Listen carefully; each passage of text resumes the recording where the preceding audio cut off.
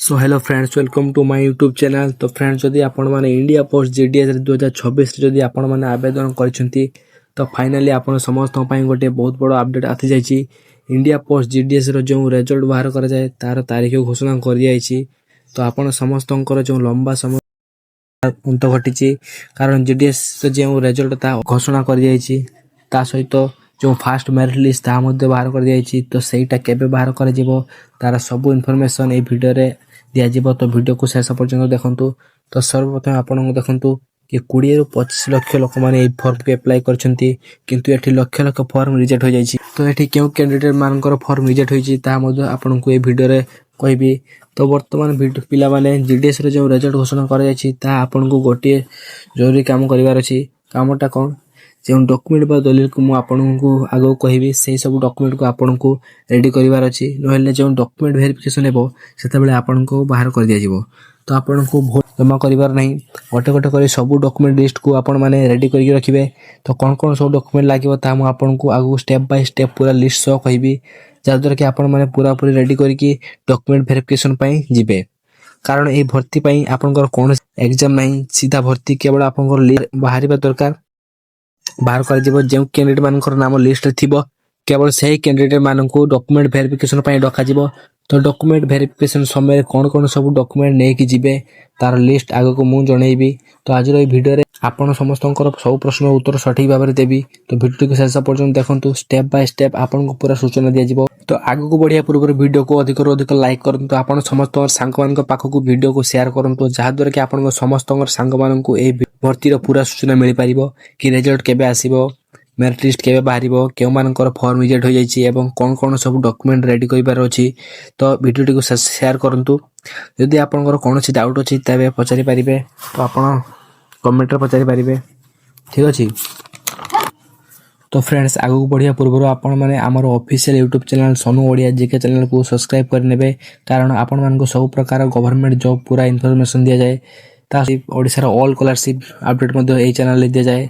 तो चैनल को सब्सक्राइब करने एवं पाखर थिया बेल आइकन को ऑन कर नेबे जा द्वारा कि कोनसी भी गवर्नमेंट जॉब रो नोटिफिकेशन आसिले सर्वप्रथम आपन को पाखर पहुंचीबो। तो सर्वप्रथम आपन समस्त को जणाथिबो कि एही वर्ष 2026 रे जीडीएस ग्रामीण डाक सेवक रे वैकेंसी 28,700 रो अधिक पद बाहरिची।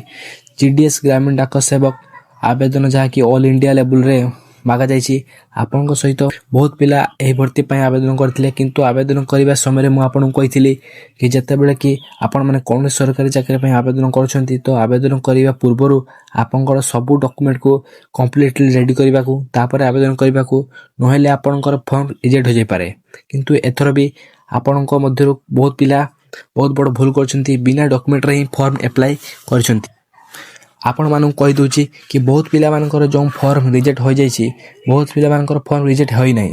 तो रिजेक्ट कोन पई होईची कोन पई हैला मु आपन को कहि दोची। यदि आपण माने से भूल करछंती तो आपण माने मान नियंतु कि आपन को फॉर्म भी रिजेक्ट हो जाय पारे। कंफर्म नै किंतु रिजेक्ट हो जाय पारे, ठीक अछि। सर्वप्रथम आपण मानक जणाई दोची तो कोन कोन सब डॉक्यूमेंट लागिवो। प्रथम लागिवो आपन को पासपोर्ट साइज फोटो जोटा कि 6 मास रु पुराना होय नथिवो एवं तार बैकग्राउंड जेमिति व्हाइट कलर थिवा दरकार, एको रंगुटिया कलर थिवा दरकार। तापर आपन सिग्नेचर रहबा दरकार, आधार कार्ड नंबर, मोबाइल नंबर दरकार, ईमेल आईडी दरकार एवं आपन जो 10 क्लास सर्टिफिकेट पूरा जेमिति फुल डिटेल्स जेमिति ठीक थिवा दरकार। बहुत पिला मन कोन कोन तिना सर्टिफिकेट रा नाम चेंज कर दियंती अप्लाई करिया बेले, बापा मानकर नाम चेंज कर दियंती। ए भलिया स्पेलिंग फेलिंग सब ओके थिवा दरकार आपन मानकर। तापर आपनकर कास्ट सर्टिफिकेट दरकार जोटा कि आपनकर सेंट्रल कास्ट सर्टिफिकेट थिवा दरकार। बहुत पिला मन कोन ओडिसा स्टेट कास्ट सर्टिफिकेट दे दियंती, सेंट्रल सर्टिफिकेट रखिया दरकार। एवं आपनकर एज प्रूफ मागिवो जोटा कि आपनकर डेट ऑफ बर्थ जेमिति ठीक थिवा दरकार, करेक्ट थिवा दरकार। तो एही सब डॉक्यूमेंट को आपन मान को रेडी कर रखिबार अछि। तो सर्वप्रथम आपन जणाथिबो कि एही वर्ष 2026 रे जीडीएस ग्रामीण डाक सेवक रे वैकेंसी 28,700 रो अधिक पद बाहरिची।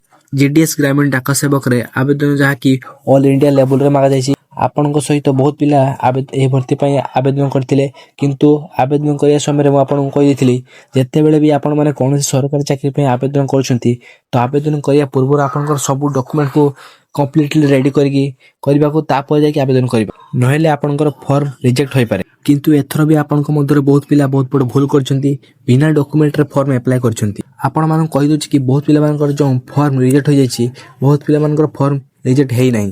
ତ ରିଜେକ୍ଟ କ'ଣ ପାଇଁ ହେଇଛି ତାହା ମଧ୍ୟ ମୁଁ ଆପଣଙ୍କୁ କହିଦେଉଛି। ଯଦି ଆପଣମାନେ ସେଇ ଭୁଲ କରିଛନ୍ତି ତ ଆପଣଙ୍କ ଫର୍ମ ବି ରିଜେକ୍ଟ ହୋଇପାରେ, କନଫର୍ମ ନୁହେଁ କିନ୍ତୁ ହୋଇପାରେ ରିଜେକ୍ଟ, ଠିକ୍ ଅଛି। ତ ଏହିସବୁ ଭୁଲ ହେଇଛି ଏଠି ଆପଣମାନଙ୍କର। ତ ଯେଉଁଟା କମ୍ପ୍ଲିଟ୍ କରିନାହାନ୍ତି ମାନି ନିଅନ୍ତୁ ଆପଣଙ୍କର ଫର୍ମ ରିଜେକ୍ଟ ହୋଇପାରେ। ତ ରିଜେକ୍ଟ ଯେଉଁ ହେବ ଫର୍ମ ଗୁଡ଼ିକ ତାର ମଧ୍ୟ ଲିଷ୍ଟ ଆସିବ ଏବଂ ଯେଉଁ କ୍ୟାଣ୍ଡିଡେଟ୍ ମାନଙ୍କର ଠିକ୍ ଅଛି ସେମାନଙ୍କର ମେରିଟ୍ ଲିଷ୍ଟ ମଧ୍ୟ ଏଠି ବାହାର କରାଯିବ। ତ ମୁଁ ଆପଣମାନଙ୍କୁ ପ୍ରଥମରେ କହିଥିଲି କି ଏଠି ଯେଉଁ ରେଜଲ୍ଟ ବି ବାହାରିବ, କିନ୍ତୁ ଏଠି ଯେଉଁ ଫାଷ୍ଟ ମେରିଟ୍ ଲିଷ୍ଟ ବାହାରିବ ତାହା ମାର୍ଚ୍ଚ ମାସ ସେକେଣ୍ଡ ୱିକ୍ ସୁଦ୍ଧା ବାହାରିଯିବ 2024 ଏହି ବର୍ଷ। ତ ଫାଇନାଲି ଫେବୃଆରୀ ପର୍ଯ୍ୟନ୍ତ ଆପଣମାନେ ଆବେଦନ କରିଥିଲେ ଏବଂ ନେକ୍ସଟ ମାସରେ ଭିତରେ ଆପଣଙ୍କର ମେରିଟ୍ ଲିଷ୍ଟ ଆସିବ। ତ ରେଜଲ୍ଟ ବି ଯେଉଁ ଆପଣମାନଙ୍କର ଲାଗୁ କରାଯିବ, ମାନେ ଲିଷ୍ଟ ଯେଉଁ ଆସିବା ହେଲା ମାନେ ଆପଣମାନେ ଜାଣିଥିବେ କି ଆପଣଙ୍କର ରେଜଲ୍ଟ ଲାଗୁ କରାଯାଉଛି। ଏଠି କେବଳ ଗୋଟେ ଲିଷ୍ଟ ବାହାରିବ ନାହିଁ, ଏଠି କମ୍ ସେ କମ୍ 6ରୁ 7 ଲିଷ୍ଟ ବାହାରିବ। ଯେତେବେଳେ ଏଠି ଲିଷ୍ଟ ଜାରି ହେବ ସର୍ବପ୍ରଥମେ ଆପଣଙ୍କୁ କହିଦେଉଛି ଯଦି ଲିଷ୍ଟରେ ଆପଣଙ୍କର ନାଁ ନାହିଁ ତ ଟେନସନ୍ ନେବେ ନାହିଁ, କାରଣ ଏଠି ଗୋଟେ ଲିଷ୍ଟ ଜାରି ହେବ ନାହିଁ, ଏଠି ଗୋଟେ ପରେ ଗୋଟେ ଲିଷ୍ଟ ଜାରି କରାଯିବ। ଏଠି ସର୍ବପ୍ରଥମେ ଯେଉଁମାନଙ୍କର ଅଧିକ ନମ୍ବର ଅଛି 10ମ ଶ୍ରେଣୀରେ ସେମାନଙ୍କର ହାଇ ଲିଷ୍ଟ ଅଛି, ସେମାନଙ୍କର ପ୍ରଥମେ ଲାଗୁ କରାଯିବ। ଧୀରେ ଧୀରେ ଲିଷ୍ଟ ଆସିବ, ଆପଣମାନେ ଲିଷ୍ଟ ଚେକ୍ କରିତ ରହିବେ। କିନ୍ତୁ ଆପଣମାନଙ୍କ ନାମ ଅଛି ନା ନାହିଁ ଆପଣମାନେ କମେଣ୍ଟରେ ଜଣାଇବେ, ଯେଉଁମାନଙ୍କର ଅଛି ସେମାନେ ବି ଜଣାଇବେ, ଯେଉଁମାନଙ୍କର ନାହିଁ ସେମାନେ ବି କମେଣ୍ଟରେ ଜଣାଇବେ, ଠିକ୍ ଅଛି। ତ ଆଜି ଆପଣମାନେ କେଉଁଠାରୁ ଆମର ଭିଡ଼ିଓ ଦେଖୁଛନ୍ତି, କେଉଁ ଡିଷ୍ଟ୍ରିକ୍ଟରୁ, ତ କମେଣ୍ଟରେ ଜଣାଇବେ। ଏବଂ ଜିଡିଏସ୍କୁ ନେଇକି ଯଦି ଆପଣଙ୍କ ମନରେ କୌଣସି ଡାଉଟ୍ ଅଛି ତାହେଲେ ଆପଣମାନେ କମେଣ୍ଟରେ ନିଶ୍ଚିତ ଜଣାଇଦେବେ।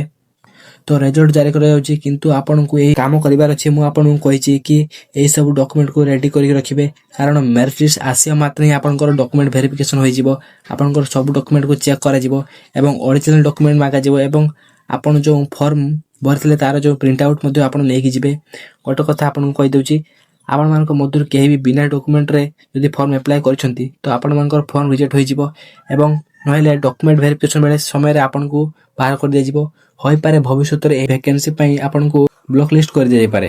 ଯଦି ଆପଣଙ୍କୁ ଭୁଲ କରିଛନ୍ତି ତାହେଲେ ତାକୁ ସୁଧାରିବା ପାଇଁ କଲେକ୍ସନ୍ ମାଗା ହେଉଛି। ଯଦି କଲେକ୍ସନ୍ ଡେଟ୍ ଏପର୍ଯ୍ୟନ୍ତ ଯାଇନାହିଁ ତାହେଲେ ଆପଣମାନେ ତାହା କଲେକ୍ସନ୍ କରିପାରିବେ। ସୋ ଫ୍ରେଣ୍ଡସ୍, ଏହି ଭର୍ତ୍ତି ରିଗାର୍ଡିଂ ଯଦି ଆପଣଙ୍କୁ କୌଣସି ଡାଉଟ୍ ଅଛି ତାହେଲେ କମେଣ୍ଟରେ ପଚାରି ପାରିବେ। ଜୟ ଜଗନ୍ନାଥ।